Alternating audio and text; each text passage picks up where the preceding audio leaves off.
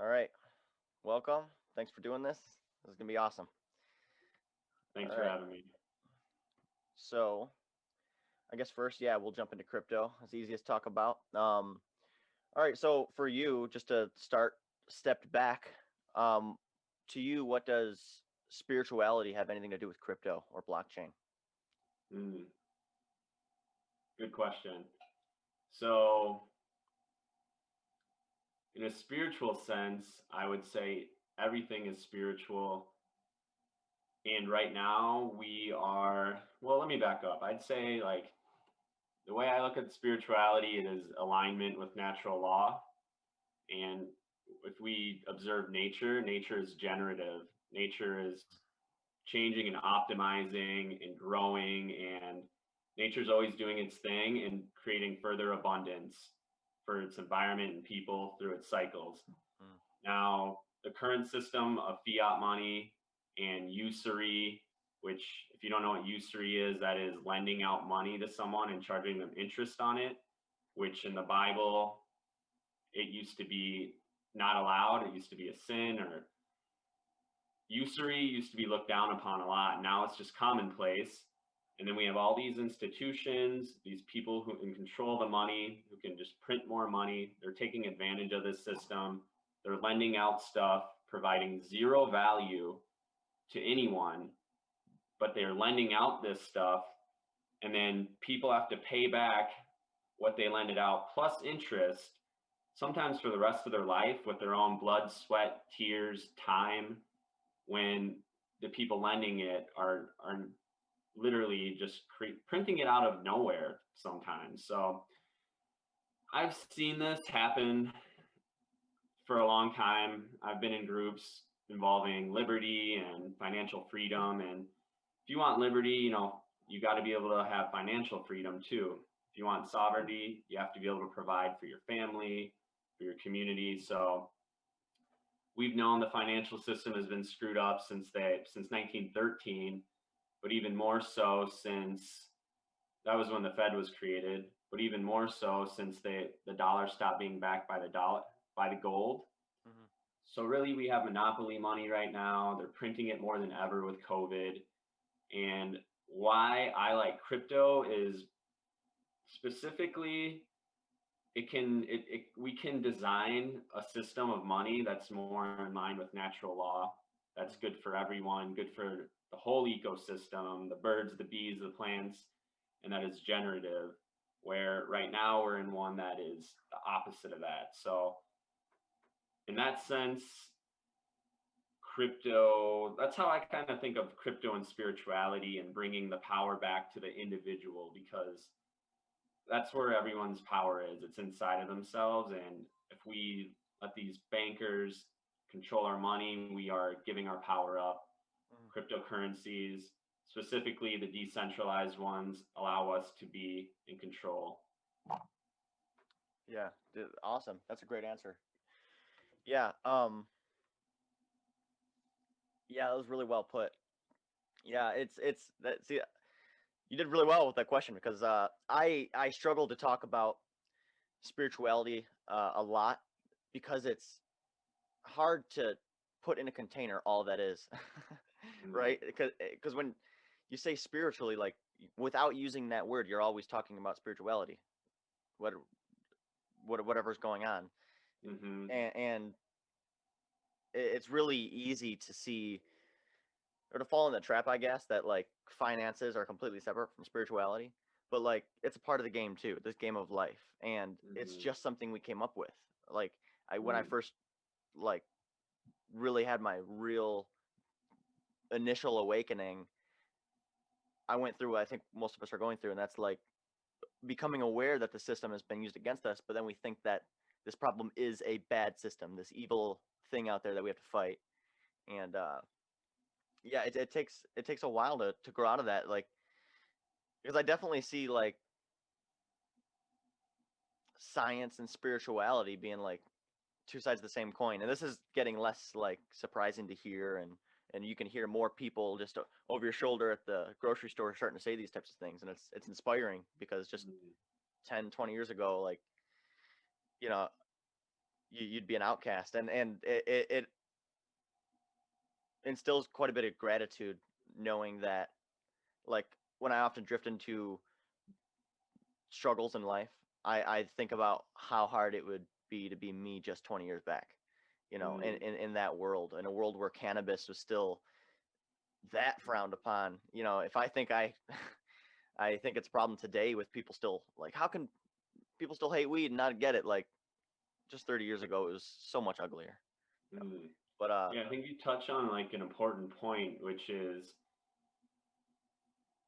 it's like on the highest level, everything is spiritual. Nothing is bad on the highest level. Nothing is good. You can't have one without the other. And this is providing the friction for people to make choices and to change. So we had a very oppressive system for a long time. Who's to say that's bad? That's just, natural, again, natural law, the yin and the yang, the expansion and the contraction. We're always going in cycles, and the Tao is always dancing with itself between good and evil. And when one polarity gets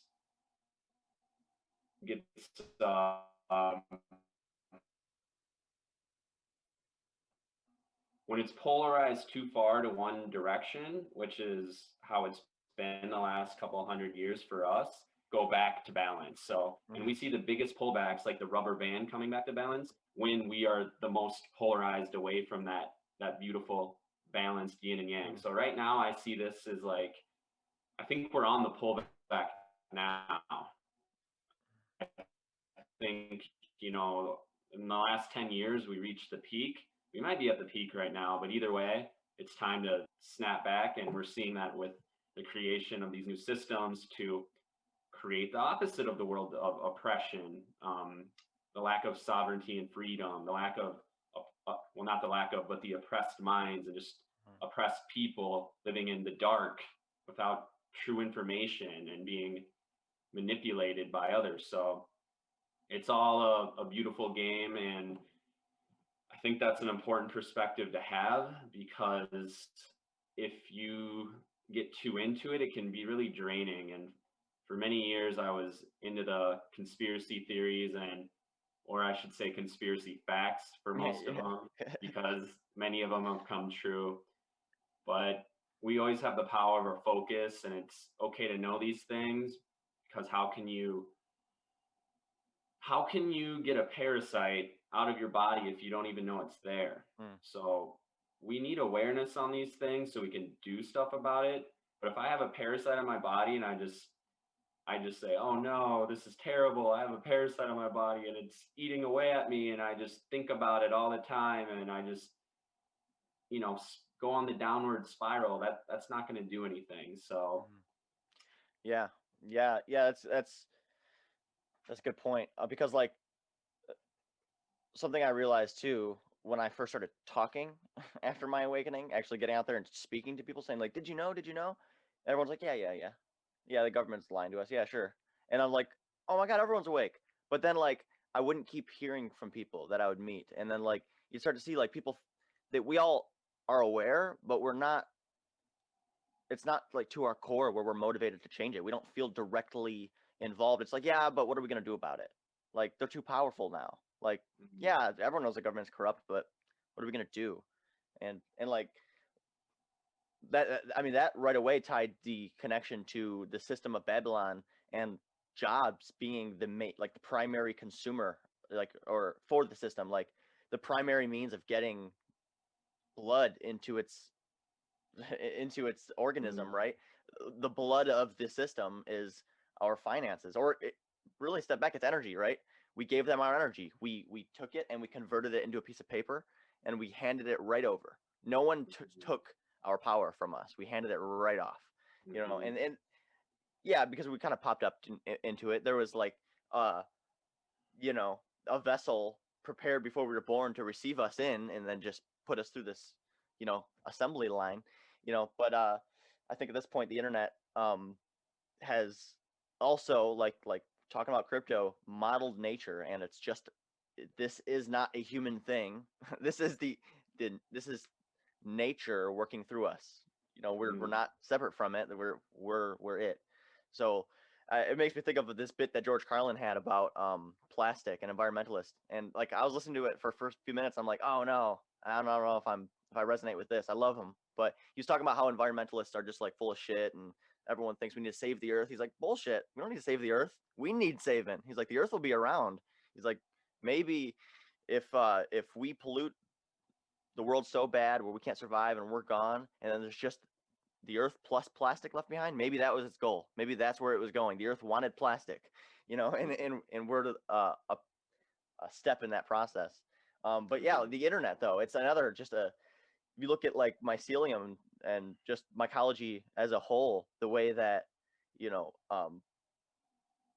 fungal life is just so interconnects everything on earth, and it is like as Paul Stamets puts it, like nature's first internet or something like that. Like the internet is just a smaller reflection of systems of communication that have already been a part of this earth long before we were even here. um yeah, I forgot where I was going with that, but yeah. Well, I'll just add on too. We're creating like the internet when in my research and what I believe is, people do still have telepathic abilities. The masters who do the meditation and do the work, they're able to tune in to other parts of the world, other people, other essences outside their body. And on the highest level, a human civilization could have that. Now, the advent of the internet, I would say, is just a reflection in a computer way, but it's really just a reflection of our natural gifts that we already have within us. And we're just seeing it play out in a different way in this particular moment in history and time. Maybe there was past times where consciousness changed on earth and people actually were able to use their telepathic abilities to communicate. Now that wasn't an option for us, so it played out in a different way where now we have the internet, does the same thing. We can access information nearly about anything, and we can connect with people on the same wavelength now and create groups. So yeah, the internet is awesome. I love the comparison you did with the mycelium network. Reminds me of the Avatar movie, which is a great movie. And I haven't seen it since it came out. I gotta watch that again. Yeah, I mean, at the beginning, it's corporate entities going to this planet to mine it and pillage it, and the whole planet is connected like the mycelium network. And I don't like to say like, yes, we need to take personal responsibility. That's what it all comes down to. But to say it's the people at the end of the system, the end users that are actually polluting the world with plastic, that to me doesn't sit right, because who's the people actually producing the plastic? And yes, it does come down to us to keep these corporations, to keep them noble, to keep them in alignment with natural law, and to do things the right way. And that's going to happen. We can vote with our dollar. We can do our best not to use plastic, but we can't say like the family living in the rough part of town, doing the best to feed their family and just make it by, going to their job every day, using plastic bags for their sandwich for lunch. Like, they don't know any better. They just don't have the consciousness for it. So yeah, the biggest way we can change is to take out these corporations and these institutions that we just allowed to do whatever they want. If we can hold them to a standard, that would make the biggest changes more than the end user. So I just wanted to make that distinction too. Yeah, that's a good point. Yeah, that's it's tricky too when you start thinking about this stuff through the lens of spirituality or awakening, because it's very tricky to get our monkey mind to hold these different dimensional truths together at once and be able to have, I mean, the truth is contradictory. That's I forgot who said like I'm a walking contradiction, but It's a that's paradox for sure. yeah, definitely, and that's the hardest part. And to be honest, that's where I'm kind of like, now that I'm putting together this project, I'm it's coming together in the form of a school, and you know, I don't know. I'm not gonna open that can of worms. Well, I want to stay with the internet because that was a great segue back in to crypto. Um, Mm. so yeah, I mean, this question we kind of touched on. I'll throw it out there. Maybe we can comment on it, but um, just more specifically, the roles that cryptocurrency will play in the creation of a new Earth and blockchain as a whole. Sure, and I can only speak about this from my perspective, but how I see it is it's going to, and this is the hook I like to give to a lot of people who are passionate about, maybe it's the Wall Street bets and getting in the stock markets and sticking it to Wall Street. So I like to use the hook about how we can move the systems of control from centralized systems to decentralized systems. And when we have a centralized system, let's say Robinhood, for example, Robinhood is owned by a board. They have their corporation, they've got their board, they've got their president, their CEOs, et cetera, et cetera. When Robinhood decided to hold off trading on Dogecoin for a few days, or the GME stock, I believe it was, many investors lost a ton of money, end users, and they ended up saving money for people at Robinhood. So the big institutions ended up doing backdoor deals and manipulating the technology that benefited them, and it did not benefit the people who were getting in as end users. So with centralized powers, you have that issue with trust, and you have that issue with counterparty risk. I mean, you have to rely on other people to do things, and yeah, you have to trust them. So decentralized networks are all ran on code, so they're trustless and there's no counterparty risk. The end users are the ones in control of it. So for example, let's take Ethereum, which is one of my top ones. They're all about decentralization. And how that works is there are people securing the network from their home. And I think this is important because people don't really understand this stuff. So I want to touch it in, where you have people that are securing the network and the transactions on Ethereum in their home. They are buying processors and GPUs to double check transactions that are going through and confirm that they are legit, confirm that they weren't hacked.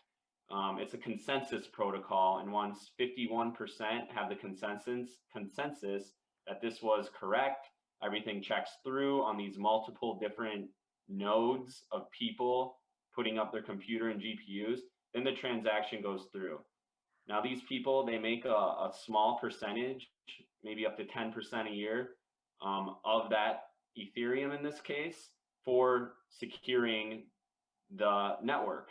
So if there's a change in the network, they need 51% of the people securing the network to approve of that change. And some of those are different in other cryptocurrencies, but that's how Ethereum works specifically. So in that sense, there is no counterparty risk. You don't have to worry about the board of directors saying, no, let's drop the price today, or let's stop this feature, et cetera, et cetera. And you can be more confident in your money, and you can operate outside the centralized control. I'm repeating myself, but when you do that, to me, it's empowerment. Like learning to cook is empowerment, because then you don't have to have somebody, your mom or dad or whatever, cook your food. Learning how to camp's empowerment. Learning how to hold your own money and be your own banker, that's empowerment too. So I forget the question, but I think those were important points that I like to talk about to hook people in and to understand what they're supporting, and the difference between those. Those are fundamental differences in that crypto is addressing. Yeah, no, that was spot on. Yeah, just ways that that crypto is contributing to our new earth, or really just to a world where the systems we've created are fair, can't be manipulated, and actually like are global and not kind of, more uh, concentrated to certain countries, and leaving poverty in the rest, to Yeah, summarize great new point. earth. Yeah, great point. I mean, that it goes beyond borders then. And you can be operating on you can send transactions through Ethereum. You can pay people with Ethereum from different parts of the world. And even if it was eco village to eco village, maybe they come over, teach you a few things, how to set up a water system, something like that. You can totally do all this without Big Brother trying to take a cut of your transaction, trying to know what you're up to, all that. And you can still, I'm still going to be dipping my toes in the world of Babylon, as we call it. But this gives us freedom. And I think that's what this is really about. In me, it's about the liberty, the freedom, the self-sovereignty, and the creation of a new world. And we can't really have a new earth for people if we're not respecting individual rights first and foremost. Each person is a sovereign being, and we need to treat people like that. I think there's always going to be a place for Babylon, because some people simply don't want to grow up. They don't want to take their power back. They want to be controlled, and there's always going to be people that take advantage of them. So we're going to see this play out in the crypto space. We're going to see a lot of bank coins make their own coin. XRP, for example, some people like that coin. What an issue with XRP is, they can add more supply of the coin whenever they want. So right then and there, they can manipulate price and supply, and they can change the code. That's all a part of their system of that crypto. So when we start getting into it, when people start getting into crypto, I really want them to understand these foundational principles so they can realize where they're putting their energy and money. And knowing this, we can start putting our energy, which money is energy, we can put that into these systems that want to create the new earth based on these kind of values of individual rights, sovereignty, community, fairness, justice, etc. Yeah, yeah, yeah. You said a word that has been important for me in just the last few months with putting together this project, and that's independence. Uh, I A part of me hesitates to use it because of America independence, but um, I think I believe in my ability to give it a new energy, and really just not new energy. I guess maybe shed a light on what the fuck it really is instead of this myth in patriotism. But like just independence, like that's what for me it's like that's what spiritual growth is. My spiritual growth has been becoming more independent in all these different spokes in my wheel of life. Whether it's financially, crypto helps you become more independent. So that way we can be more have like these systems of production for all that we need in life more localized to our countertop or to our own lives, where we produce what we need as we need it in a sustainable way. But that also requires like the knowledge to be able to like earth ships, whether it's like another thing when it comes to housing. I don't want to be dependent on a how I could think about this a million ways. A group of any other group of people for me to have a house over my kid's head, or a roof over my kid's head. I want to be able to like every other animal in nature makes their own housing, and they teach their kids to do it. And every next generation learns how to do the same, like, the same systems of living. So for me, it's like that's what spirituality is. It's becoming more independent, and like that there's no like just on or off, up down. It's a scale. It's everything's gray, right? So you can continue to wake up and then you realize you're in another dream, and just continue to keep peeling back those layers and layers, and accept that that is it. That's the process. That the destination is the road. Almost. Yeah, Yeah, independence. Also, how did America get so great?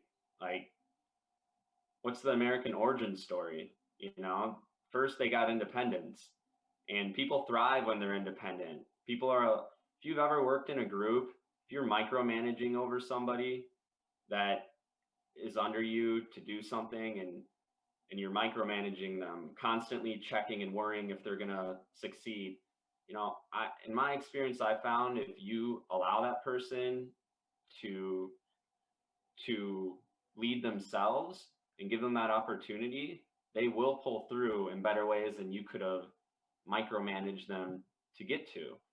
So in that sense too, I see independence as, and I think some people see independence as, oh, you don't give a shit about others, that kind of thing. Hmm. It's the opposite of that, because when you can be sovereign, and let's say we created a community where this community, we can feed ourselves, we can power ourselves, we can build for ourselves, we engage in art, we have a good setup here. It's flourishing, we got families, we can even create widgets. We use our skills, our technical skill. Maybe we create earth ships that can be transported. Well, here we have a sovereign community that it doesn't matter what happens outside the world. It doesn't matter if COVID hits. It doesn't matter XYZ. We're always going to have food and water. We're always going to have each other, and we can still build things to help our neighbors out. If our neighbors are struggling, we still have power. We have extra food. We can help them out. So it's that idea. If you, it's that idea. I've been really getting into the archetypes lately, and just like the castle theory, because it's just a strong way for our psyches to understand this. Everyone gets the king and queen story. It's popular in modern society with the HBO shows. I don't remember what they are. But if you are the king of your realm, you don't worry what's going outside of your realm. Your responsibility is to your people. And when you are leading by example in your realm, that's how you affect other realms for the better, and have the resources, the wherewithal, the knowledge to actually help people outside your own realm. So we got to learn where our boundaries are, where our realm ends. So many people going into these environmentalists, like you brought up earlier, they just don't understand that they'd be better off adhering and focusing on improving their own realm first Hmm. before they're trying to cross into these other realms. So Well, these other realms too, um, you know, from one point of view, is just everyone else's bubble, and that's their realm. And if they're taking care of it, you don't need to. Then there's nothing else to take care of. Then everyone's got everything covered except for your space. That's all you got to do. Just worry about your backyard, right? Yeah. Yeah. I want to comment too. I remembered something else that came to mind. You said something about still dipping your toes in Babylon, and I that's how I've thought about myself. Is like I'm trying to shift from it's like it's evil and you're bad if you're part of it to it's just not serving us quite so much anymore, and I just want to build a safety net almost. So that's kind of where independence comes in. It's just crypto is now before things hit the fucking fan more, then then we can have something that we're starting to build up and prepare so that way even if it's not fully ready yet, if fiat just crashes, then we have something to kind of catch us, at least a half cushion, so mhm. that's I want to start an independence pandemic. Yeah, I think this is the friction. This is a gift, really.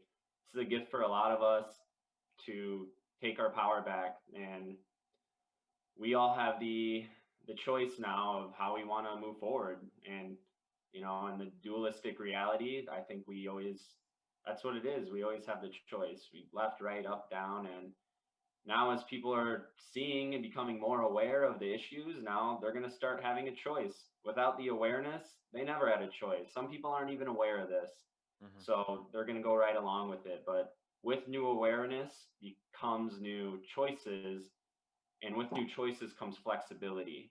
So it all does start with awareness, and you're definitely a little ahead of the game here, Stephen.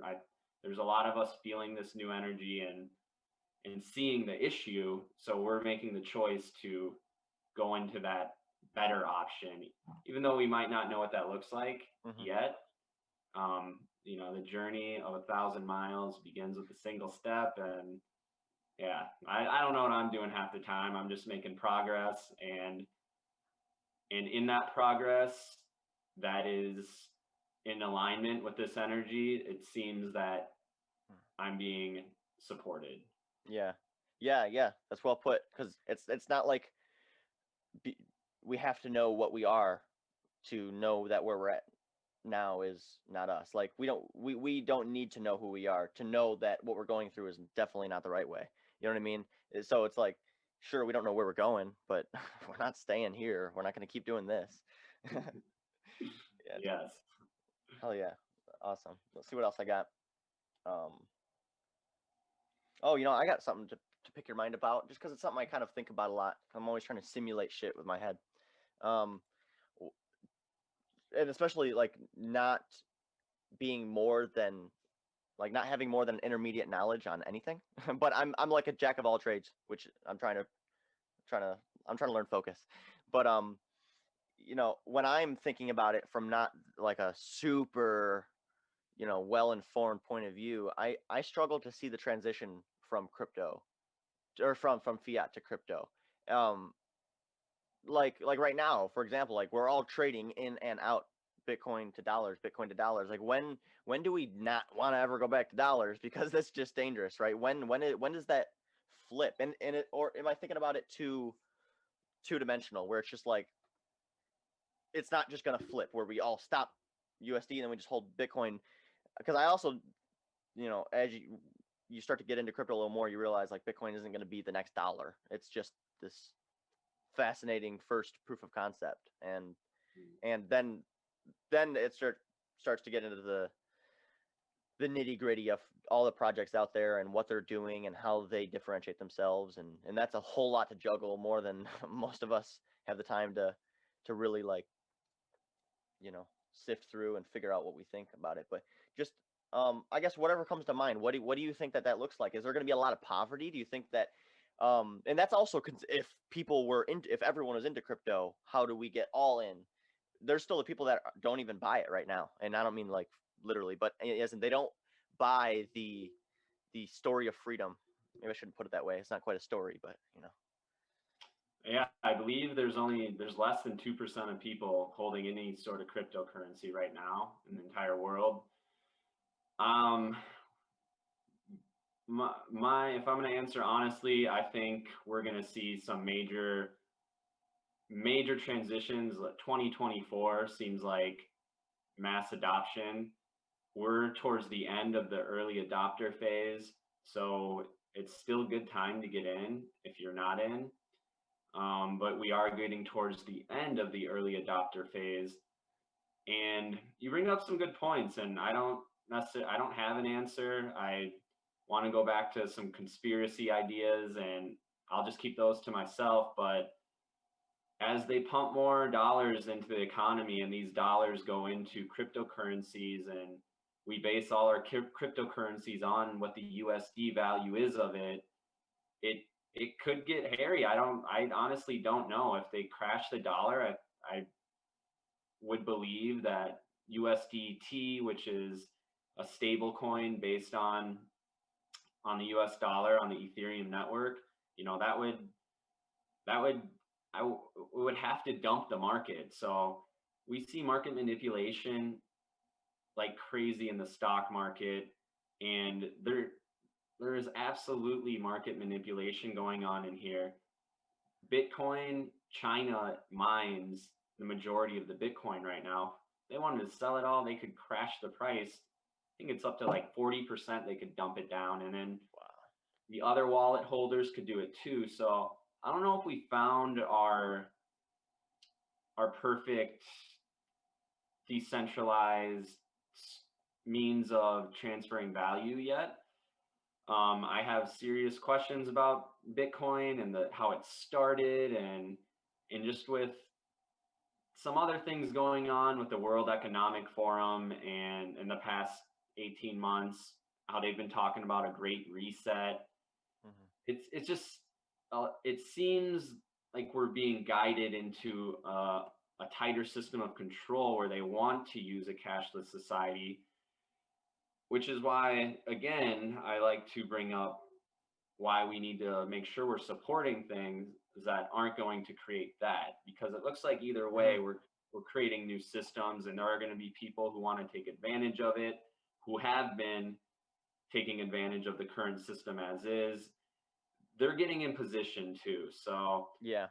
what Yep. that transition looks like, I have no idea. I'm wary of it. I am observing it and just putting my energy, money, focus into the projects that I believe are going to be the safe bets and create the infrastructure for a world that would be better for, the world of commerce, for the people who want to go off grid, all that. Mm. Yeah. I'm glad you mentioned the uh the fact that like this new system is going to be misused. Definitely that you know, I don't know if this would be an accurate use of the word or not, but this mysterious thing we call Babylon, if it can, uh, it's not in. It's hard when I start to use the word, right, because I want to be able to speak to a lot of people. Um,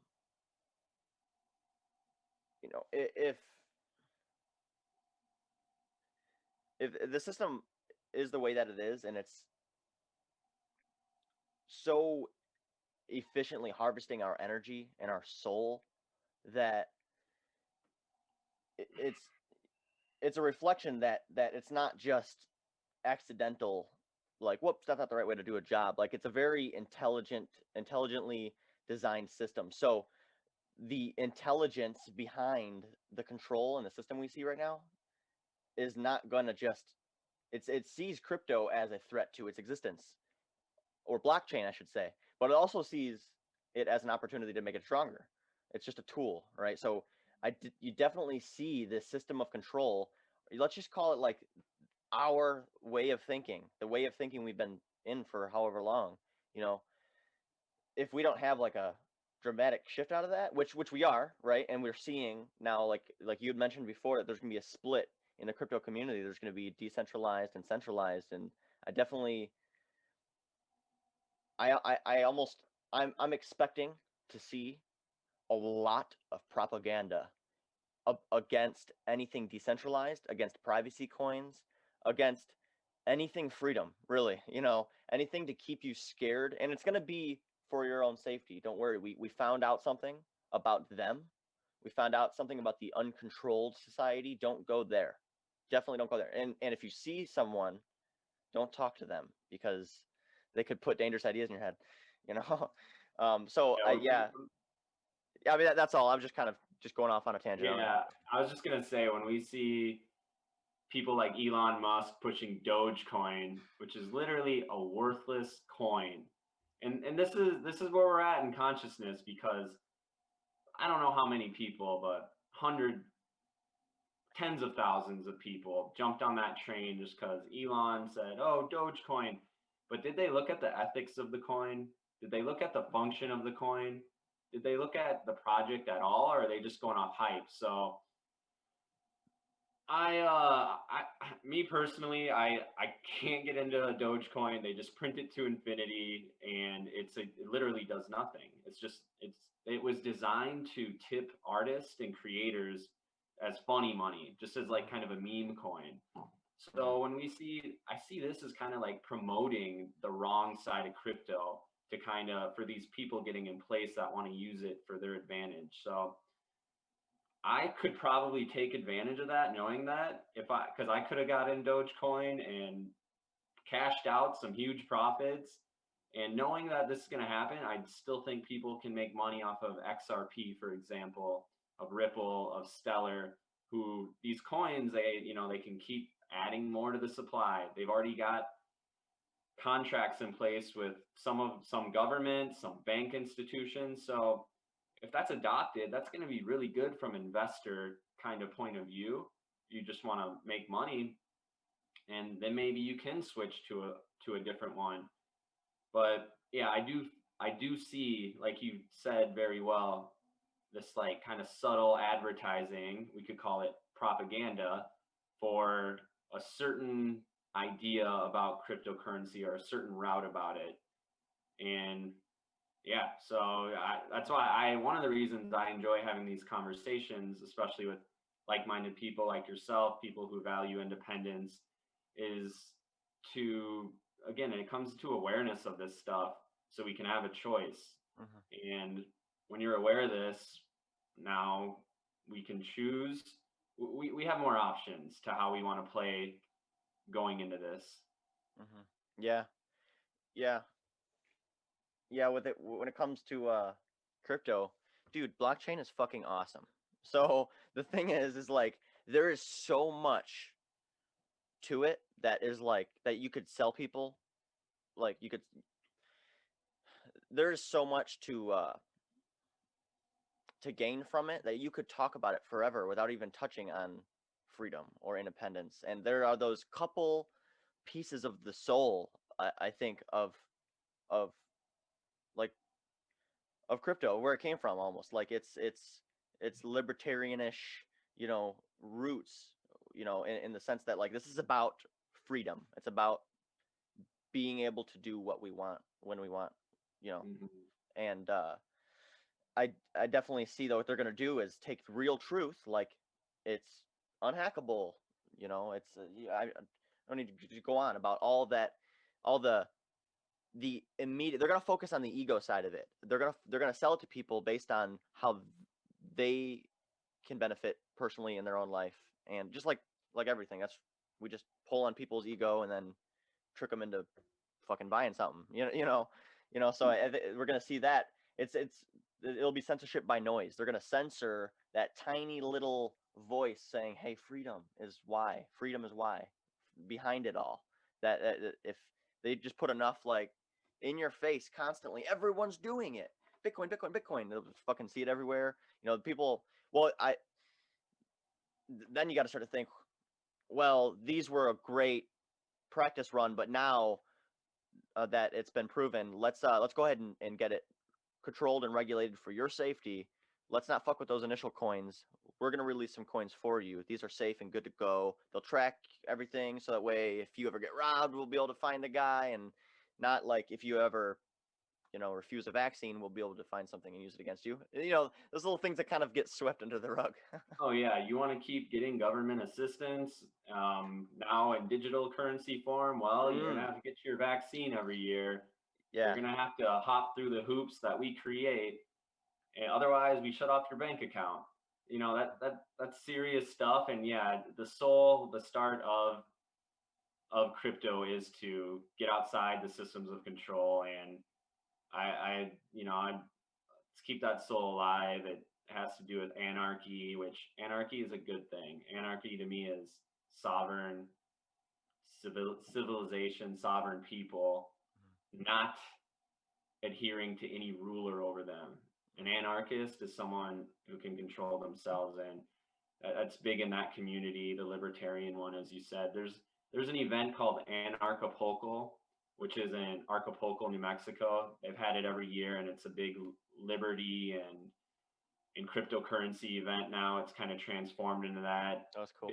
They're big on gold and silver too, the most safe store of value over the centuries. So yeah, I definitely keep the soul alive and what it started, because like you said, it's kind of being manipulated, or it's a lot being manipulated with the money printing, with the propaganda. They're not going to talk about decentralization on the mainstream media at all.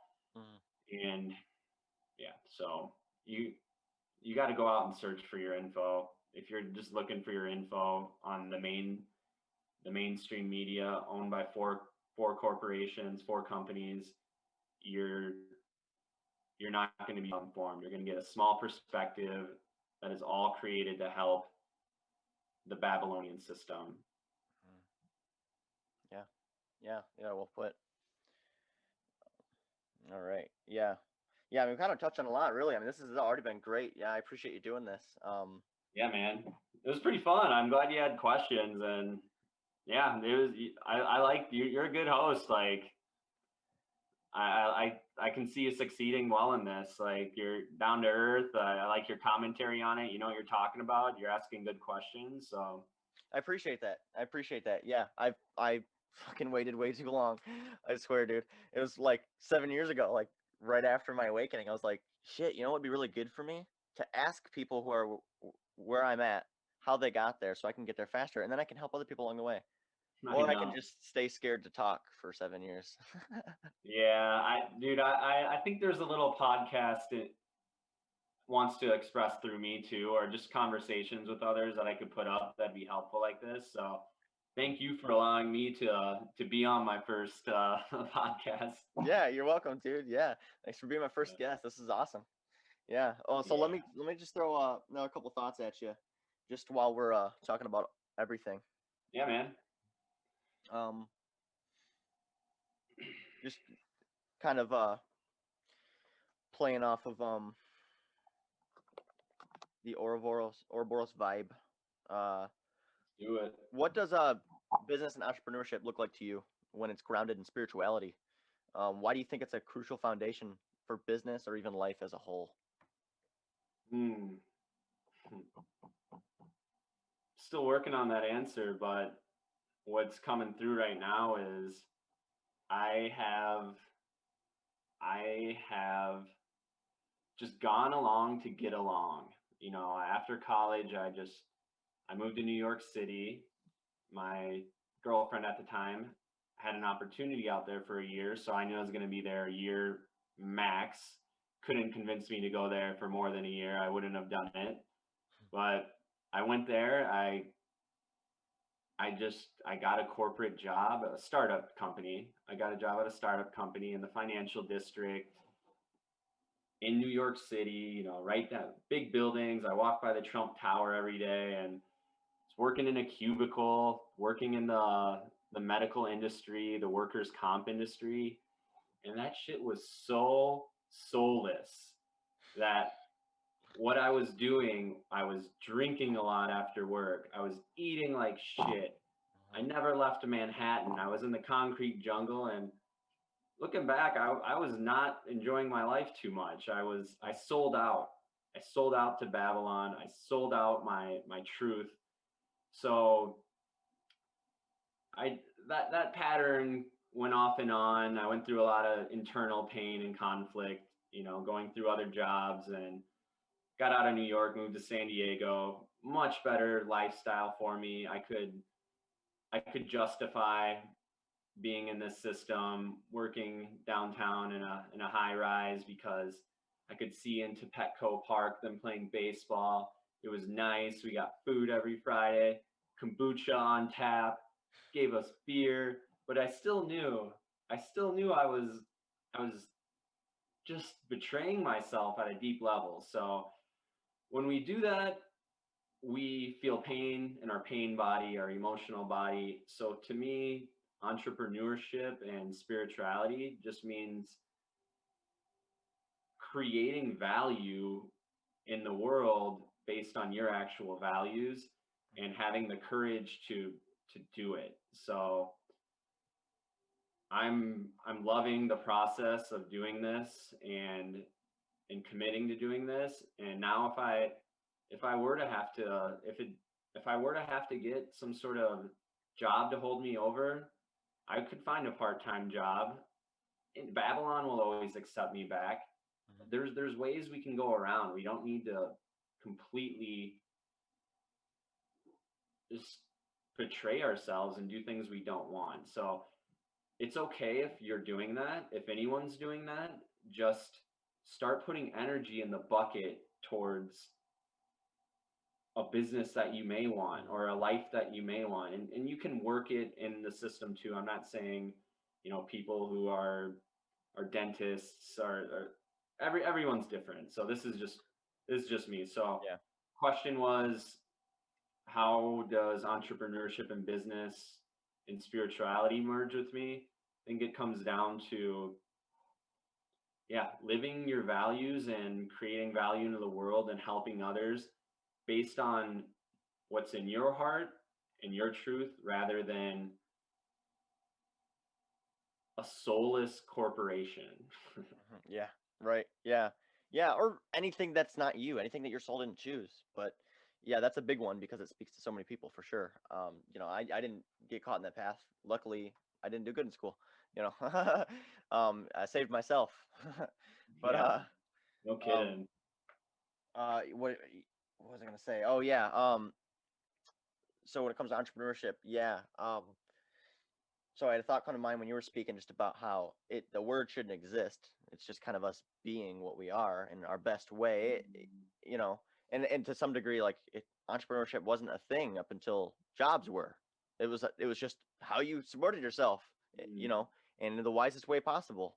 If your dad grew carrots and you weren't too passionate about it, but you were fucking good at it, you grow carrots and there's your currency. It's like it's entrepreneurship, right? And then that could change at any point in time that you feel like changing your life, and we just do that based on, I mean, we didn't have the internet back then to remind us all that we can become astronauts if we wanted to, but we still knew like I'm in control of my life. But another thing, an analogy I heard, um, a couple of years ago, I was in network marketing for about a year, and that was amazing at the time because it was the most conscious I'd ever seen business done. I'd never heard people speak about like passionately, like about putting down your or selling your TV so you can dedicate the next 5-10 years to creating freedom for your family and children. And I love that drive. I fucking love the spirit of network marketing.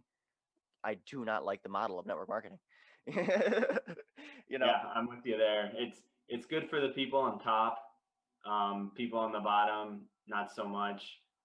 There are systems that I'm seeing created now that are just the one level layer of network marketing, which is great. Like it's affiliate right? marketing. So Yeah, like you sign up using my Amazon links. Amazon still gets paid. I get paid, but there's no pyramid scheme. right. Yeah, well, Yeah. I'll do my what I feel is fair, at least to give credit to, is I do still think that although it seemed to have evolved, network market like and differentiated itself from pyramid schemes in the sense that pyramid schemes to some level are defined on paper as illegal and network marketing is operating, right? But yeah, it's not to say they didn't come from the same kind of way of thinking almost, but um, yeah, and that's another thing too, is like it was a huge challenge just for my own mental strength to test myself and what I believe and to also be patient and be open-minded. That was a huge test to take a few months to actually look at this when 7,000 different times I wanted to just run and never call the dude again. But it gave me a lot of strength to say, like, to just to be able to read someone's energy and also to know like those people who are in there, that's as real as it gets to them. They didn't listen to reggae, so they don't know that you can you can do more. Because for network marketing, I would recommend right now almost to some degree it's like a practice course for people. I think it'll get you snapped out of your instant gratification. It'll start getting you focused on what's important, investing in your future and operating on delayed gratification. But I mean, something that I've always seen myself saying right when I quit network marketing, I saw myself on like Impact Theory and these shows getting interviewed when I'm successful. And and I've always saw myself saying network marketing will prepare you to go so much or to do so much bigger things than network marketing could ever take you to, right? So like that's the curse. That's the is like they have this amazing, I've never seen a system that's so big with that type of education. Something that big is usually telling you to take pharmaceuticals and eat fucking GMOs, right?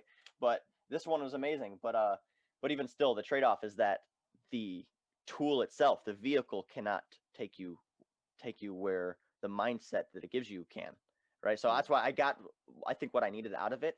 I could have stayed and done a lot more. I do believe that the people who are at the top got there because they worked for it, but how many fucking people do you have to like put a bad taste in their mouth to get there? It's like I'd rather just heal everyone along the way, and make friends. um, Right. yeah, Yeah, I think there's a place for that for some people, and the people listening to this call, it's probably not a place for them. They're probably more like me and you, yeah, who yep, because there's going to be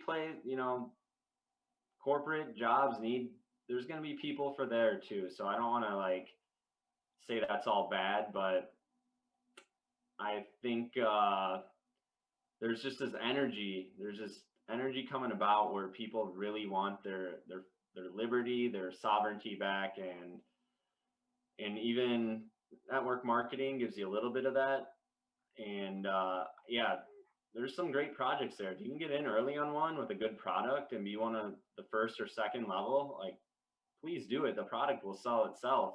yeah, But I agree, it ends up being, you just feel inauthentic trying to push a product yeah, that you may agree with a lot, but it's just not completely in your heart. So yeah, and then every conversation sometimes seems like you're trying to like sell them your product. So I did network marketing for mm, about 6 months too, and I'm glad I did as well. I learned a lot, and yeah, yeah, so there's good and bad with everything. yeah, yeah. That too. Also, to speak to another element of network marketing that really, really opened my heart was that it was like very few Americans, and it was just all people from all around the world. And I Mhm. finally, not just from as little of the like the tiny issue of not understanding accents very well because I've been in this little white box my whole life, but also just being so inspired, see how much effort people go through to get here, to look for opportunities like that.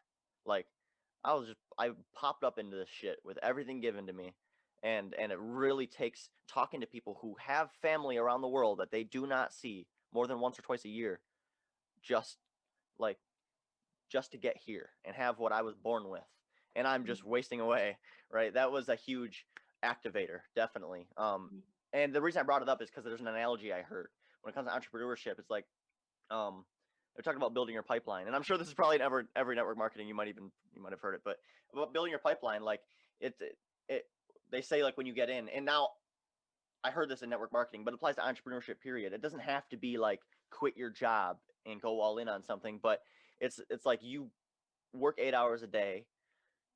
Most people are out there, so jobs are we need water. We all need water at home, right? Now, the nearest water source is 10 miles away. We need to walk 8 hours every day and carry buckets to get water home. Now, we spend 8 hours a day bucketing. And if we stop trading that time, then our income stops.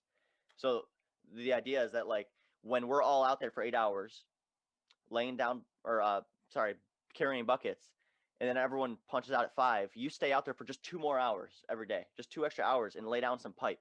And now you'll be doing that for maybe 6 months, maybe a year, and people are gonna look at you and be like, why does he lay down so much pipe and he still has no water? Why is he doing that? He's putting all this effort in. He's been doing it for a year. I've seen him put hours in every day. But then eventually there's that point where you get to turn on your tap and you never have to carry a bucket again. Mm. So that for me, it's a lot about entrepreneurship. It's building your pipeline. It's digging your well before you're thirsty, because everyone else, we're just kicking back on the couch as soon as we're allowed to. And there's nothing to show for our effort at the end of the day. We're Mm. working to get to zero from negative almost. And I can only speak from my own experience. I did not go to college. I may later for fun, but uh, you know, so I struggle that way. Work has always been just about barely getting by on the bills and deciding which one's gonna get turned over to a debt collector this month. And Mm. so I know a lot of what I'm saying doesn't apply to a lot of people, but I know it also does apply to many people. Oh yeah, that applies to people. Yeah, that will apply to a lot of people. And great analogy.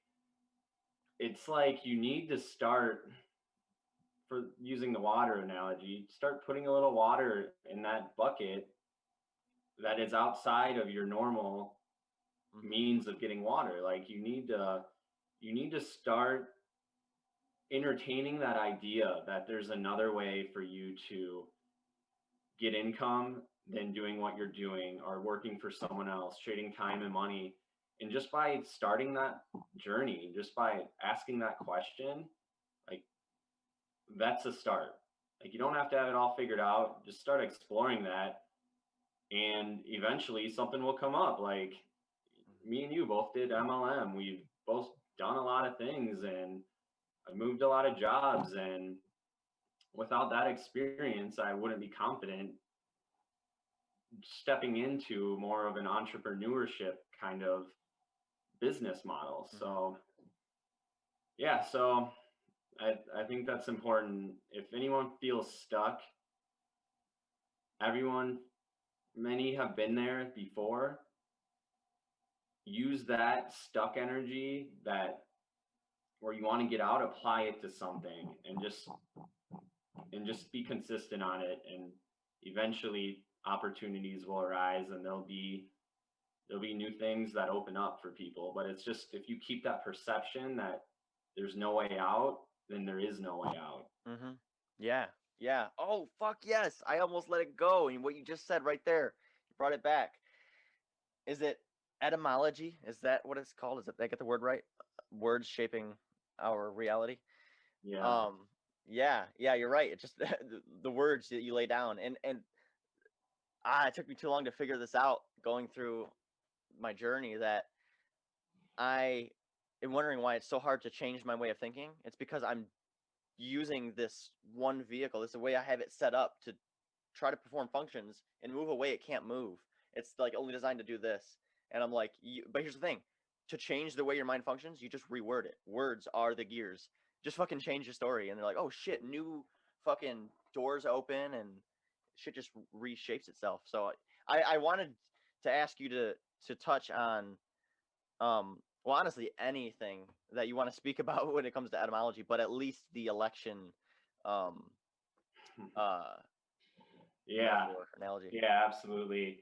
And that's what I'm creating right now. I'm creating it's coming through right now, but it involves etymology, because if we really step back and think about this, if we're using the same words and same descriptions to talk about our reality, our current reality, and we just keep using the same words and descriptions and models and stories, then we're going to keep getting that. If you want to have a new outer reality, you need to use different words which create different images. And a lot of us know that what we're experiencing now is simply an outpicturing of our former thoughts, beliefs, words, etc. Words are magic, words are spells, and they put an energetic resonance into the ether, into the field. So it's actually more powerful to speak or write a word than it is just to have it floating in your head, because then you put it out into the field. One of my teachers, a Native American elder, says, say your affirmations out loud, say your prayers out loud. Otherwise, how is spirit going to hear you? And you can also write it down. So a little taste of the etymology. I'm going to be using it to create a model of mind and state of being in our body, where we can sit in our throne, be here in the now, be grounded. Because when you're grounded, you can charge up. First, you have to get to the ground. And I'll stop there for that and go into the charge about the election. So election, electricity, they have the same root, to elect. And when we go and vote, which is similar to vote, indicating a charge, we go and vote for our politician. Now, that at a poll booth. Now, all electricity has a pole, a negative and a positive pole. And so we go to these polls, we cast our vote for this election to pick out who is going to be in charge of the next generation. So, little taste there how our reality is encoded by our language and our words. And certain words with certain sounds that sound the same have similar resonances in meaning and just resonance overall. So being conscious of our words, how we speak, and really being able to break down the language, which each letter is its own rune in itself that has a meaning. And when we can go deep into this, it is so helpful for the mind to kind of mend and put all these seemingly separate ideas that are floating around in our consciousness, but to bring cohesion to them. And when we have cohesion in our mind or body, then we can be present. We can connect with the 0 point energy, the now, the source, the God, all there is. So etymology is powerful. I love it, and I'll be using it on a course I'm creating that has to do with going from our child level of consciousness to our adult level, doing that transition, and using archetypes and body posture as well. But I'm excited about it. I thank you for asking me about etymology. I enjoy Yeah. it. Yeah, dude. Yeah. No, thank you for speaking to it. It's fucking awesome. I remember like I'd actually, I think what I did is I took like a kind of a hefty microdose, a little bit over, of acid, and then I stayed up Nice. real late listening to that first Ouroboros Mastermind. That's when I saw Brady for the first time, and I just like fucking fell in love with you guys. I was like so psyched to get on the next weekend's call. So yeah, Hell dude. yeah. But yeah, you blew my mind. I had to fucking I showed my brothers that bit about talking about the elections and just and I didn't even know the word etymology before then either. So that's cool to be able to have something that can point myself in the right direction to look into it more. But yeah, dude, that'll be cool to see put that together and do a project. Yeah. Maybe I'm gonna be offering it to maybe a couple people in the tribe. So timing's right. Sounds good to you. I got a ways to go. I got the foundation down, but now I gotta do the details. And Yeah. so I'm currently going through the Ouroboros stuff right now. And yeah, it's gonna be a good year. I'm so stoked about all this, man. It's fun. Yep. Yeah, dude. Yep. I feel you. I've been thinking of 2020 as like as try not to use the I was gonna say this, not like what we've been hearing, the Great Reset, but like a Great Reset. It just is like for us. And then I'm thinking of 2021 because that's funny because right at the beginning of 2020, I was like, oh shit's going down. I got to get independent. And then I just life happened, right? Life happened to me. All year flew by, but then sure enough, because I was holding that in my mind, fucking I got in touch with Jordan in October and this shit just started snowballing. So this is definitely last year's intention rolling up quick on me now. And so 2021, I'm thinking of as year one. There's like this, if humanity's starting over, there's this new humanity. And last year was the reset, and this is year one. Let's step forward and start building the new infrastructure and the whole world that we fucking need to turn toward when the one that we're in now finishes burning. Hell yeah, brother. That's what's up. It's this I 2020 for me was like eject, boop, and I fucking ejected out of everything I was doing. Reset. Now 2021, we're laying down the foundation and really creating a strong foundation so we can move forward in 2022, 2023, 2024 with our gifts, with this change in consciousness. And dude, it is so helpful to just talk to you or talk to this is a powerful vortex. And yeah, it's great that we're doing all this. We're all helping each other, we're all raising together, and it's fun to watch and it's fun to be a part of. Hell yeah. Yeah, dude. Yep. Well, dude, I appreciate you doing this. This is great. We'll definitely have to do it again sometime, and I know we could probably go on and on, man, about a lot, Yeah, but this is I'll be good. your I'll be your most on guest at some point.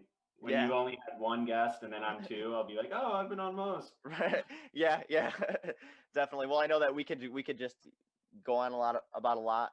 So yeah, we'll Yeah, have to definitely dive deeper into things and Yeah. If you keep doing this, which I think you should, it's cool. I think you ask good questions. Like I said, you're like down to earth. It's almost like a better Joe Rogan podcast. Maybe we put a few joints in sometime. Woo! That means so much. I appreciate that. Well, because we're talking, Joe Rogan's a gatekeeper too. Yep. He knows there's certain things he can't talk about, and he steers.